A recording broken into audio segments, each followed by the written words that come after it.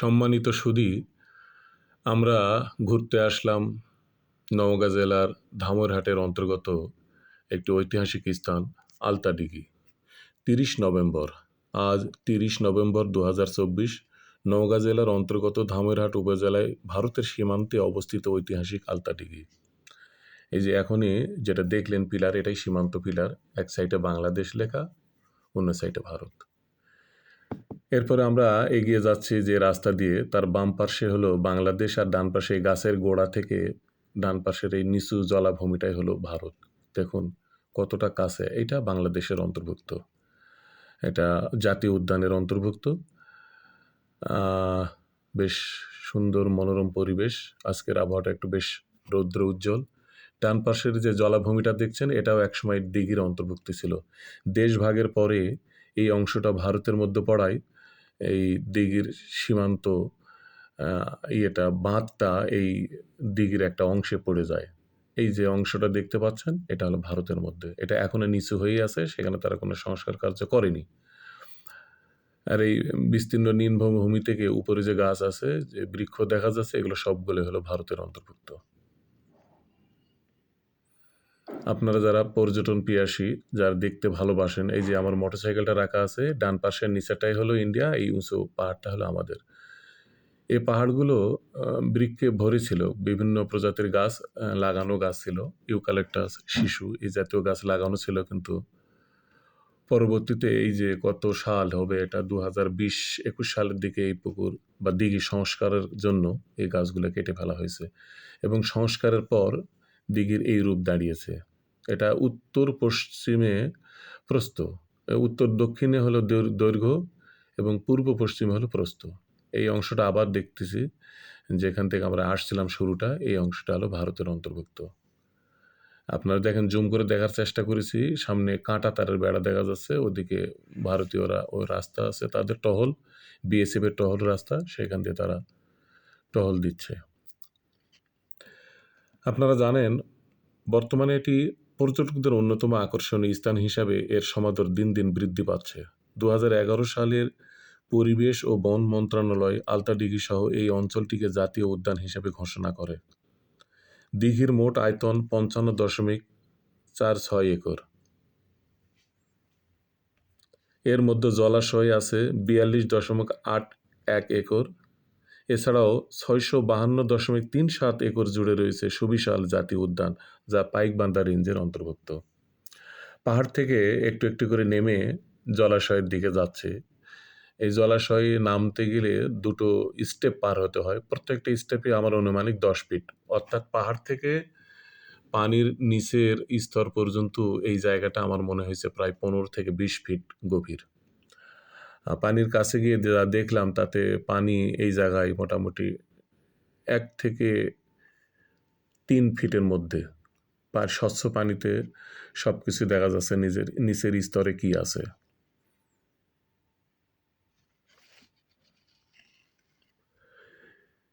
এই জাতীয় উদ্যানে যে সমস্ত উদ্ভিদ আছে, তার মধ্যে অন্যতম হলো শাল গাছ, সর্পগন্ধা, জারুল, মহুয়া, সেগুন, বেত ও অর্জুন সহ নানা লতাপাতা গাছ দিয়ে এই বন ভরে আছে। রাজা বিশ্বনাথ জগদ্দল প্রায় 1400 সালের দিকে এই এলাকা শাসন করতেন। একটি প্রচলিত উপাখ্যান আছে, বা গল্প প্রচলিত আছে। ঐতিহাসিক বিচারে গল্পটি সত্য না মিথ্যা তা আমার জানা নেই। তা হলো, এই এলাকায় একসময় পানীয় জলের প্রকট সংকট দেখা দিলে বিশ্বনাথ জগদ্দল রাজার স্ত্রী স্বপ্নে দেখেন যে সে হেঁটে হেঁটে চলে যাবে, যতদূর পর্যন্ত যাবে ততদূর পর্যন্ত একটা দিঘি খনন করা হবে, এবং এই দিঘি খনন করা হলে সেটা ঐশ্বরিকভাবে পানিতে ভরে যাবে, এবং এই পানি দিয়ে এলাকার মানুষের পানীয় জলের অভাব দূর হবে। এই গল্প রাজার কাছে বললে রাজা তাতে সম্মতি দান করে। সম্মতি দান করার পরে রানী এই জায়গাতে হাঁটা শুরু করেন এবং এইটা কথা ছিল যে রানীর পা ফেটে রক্ত না বের হওয়া পর্যন্ত তিনি হাঁটতেই থাকবেন। তো এইভাবে হাঁটতে লাগলে রানীর হাঁটা এতটাই দীর্ঘ হতে শুরু করে, রাজা এবং তার সাঙ্গপাঙ্গরা মনে করেন এভাবে রানী হাঁটতে থাকলে তো অনেক বড় দিঘি খুঁড়তে হবে, যা রাজ্যের ব্যয়ভার বহন করে খোঁড়া মুশকিল হয়ে যাবে। এর মধ্যেই তারা একটা ফন্দি পাকে যে রানী একটা নির্দিষ্ট সীমানা পার হওয়ার পরে তার পায়ে আলতা ঢেলে দেওয়া হবে। কথা অনুযায়ী কাজ, রানীর পায়ে সীমানায় গিয়ে দিঘির যে আমাদের দক্ষিণ সীমানা বা উত্তর সীমানা কোন দিক দিয়ে শুরু করছিল জানা নেই, তো সেখানে পৌঁছলে চলার পথেই তার পায়ে আলতা ঢেলে দেওয়া হয়। তারপরে তিনি ফিরে তাকাতেই থেমে যান। এই থামতে গিয়েই সেখান থেকে এই দিঘি খনন করা শেষ হয়ে যায়। এখন যে অংশটি দেখতে পাচ্ছেন এটি দিঘির দক্ষিণের অংশ। এখানে একটি ওয়াচ টাওয়ার নির্মিত হয়েছে, এখনও এর কাজ চলছে। তবে আর রেলিংয়ের কাজটা উঠে যায় দেখলাম, রেলিংয়ের সিকিউরিটিটা খুব বেশ ভালো না। তবে ওয়াচ টাওয়ারটার উচ্চতা প্রায় 70 ফিট বলে জানা গেছে। এখানে পর্যটকদের ঘুরতে আসার পর তাদের যে বিভিন্ন ধরনের প্রয়োজন, এইসব প্রয়োজন মেটানোর জন্য এখানে পর্যাপ্ত জিনিসের অভাব আছে, যেমন হোটেল, তারপরে টয়লেট ব্যবস্থাপনা ইত্যাদির সংকট আছে। এখানে সেভাবে কোনো কিছুই গড়ে ওঠেনি, স্থানীয়রা যেভাবে দোকান করেছে সেটাই। আপনারা এই ভিউটা দেখতে পাচ্ছেন দক্ষিণের ওয়াচ টাওয়ারের একটা অংশ থেকে। পুরো দিঘিটাকে আমরা দেখতে পাচ্ছি, স্বচ্ছ পানি, লম্বা।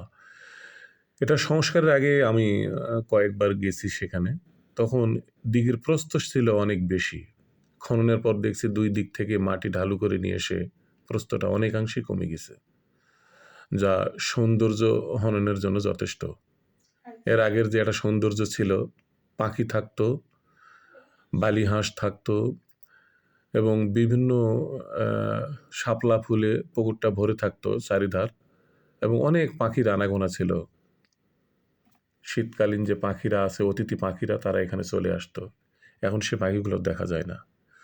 ওয়াচ টাওয়ার থেকে এই জাতীয় উদ্যানের দিকে তাকালে এর দৃশ্য আপনার সুন্দরবনের চাইতে কোনো অংশে কম না। দেখেন, সবুজ প্রকৃতি, সমস্ত গাছের মাথা দেখা যাচ্ছে, মনে হয় সূর্যের আলো নিচে পৌঁছে না। এত সুন্দর নিবিড় সবুজের এই দৃশ্য দেখলে চোখ জুড়িয়ে যায়। আপনারা যারা ভ্রমণ পিয়াসু আশেপাশে যারা আছেন, তারা অবশ্যই একবার ঘুরে আসতে পারেন। এখানে কোনো ব্যয় নেই, আপনারা নিজের খরচে যাবেন, নিজের খরচে চলে আসবেন। সঠিক দূরত্বটা আমার জানা নাই, নওগাঁ থেকে সম্ভবত 61 কিলোমিটার এটা উত্তর দিকে হবে বা উত্তর পশ্চিম একটু কর্নারে হবে। আর ধামইরহাট বাজার থেকে, ধামইরহাট উপজেলা থেকে মোটামুটি 7-8 কিলোমিটার এর পথ। যদিও গ্রাম অঞ্চলে সরু পথ দিয়ে আসতে হয়, পথগুলো অনেকটাই এখন নষ্ট হয়ে গেছে। তবে দর্শনীয় স্থান। এবং দিঘির পশ্চিম দিক দিয়ে একটা রাস্তা গেছে, এই রাস্তা দিয়ে চললে সত্যি মনে হবে যে আমি একটা গহীন অরণ্যের মধ্যে প্রবেশ করেছি। এই অংশটা দেখতে পাচ্ছেন ভারতের কাঁটাতারের বেড়া, কালো কালো দাগ দিয়ে দেখা যাচ্ছে, পাশে ভারত। আর সবচেয়ে অনুভূতিটা ভালো হলো যে আমরা এমন এক জায়গায় এসে দাঁড়িয়েছি যে সেটা একবারে ভারতের সীমান্ত। এটা হলো পশ্চিমের একটা রাস্তা। এইখানে এসে দাঁড়িয়ে দেখলাম যে অনেক উড়ির ঢিপি, যেটা আমরা বলি এখানকার একটা ঐতিহ্যবাহী জিনিস, যে পোকারা, পিঁপড়া জাতীয় এক ধরনের পোকা এই ঢিপিগুলো তৈরি করে। তবে আজ আর নয়, পরবর্তীতে আরও কোনো নতুন স্থান ভ্রমণ করার সময় আবারও দেখা হবে, কথা হবে। তো সর্বশেষ কথা হলো আলতা দিঘি ভ্রমণ করুন। আলতা দিঘি অত্যন্ত সুন্দর জায়গা, মনোরম জায়গা। ধন্যবাদ সবাইকে। আসসালামু আলাইকুম ওয়া রাহমাতুল্লাহি ওয়া বারাকাতুহু।